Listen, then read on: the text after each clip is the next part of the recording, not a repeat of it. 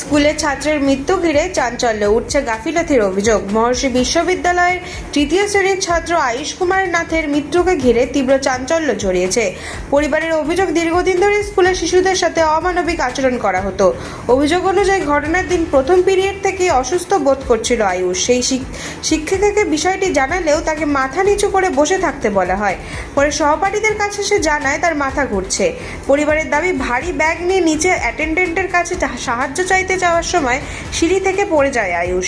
অভিযোগ, পরিস্থিতি গুরুতর হওয়ার পরেই পরিবারের সঙ্গে যোগাযোগ করে স্কুল কর্তৃপক্ষ।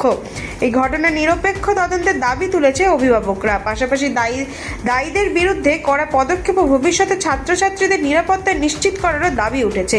আয়ুষের মৃত্যুতে এলাকায় শোকের ছায়া নেমে এসেছে।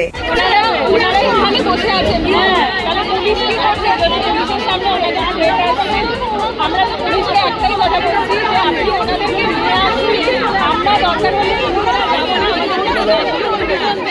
কিন্তু ওনাদেরকে আসতে হবে। এতগুলো গার্জেন যখন এসছে, তাহলে ম্যানেজমেন্ট থেকে শুরু করে আসেনি, কেন আসে আমাদেরকে কেউ তো, আমরা পুলিশের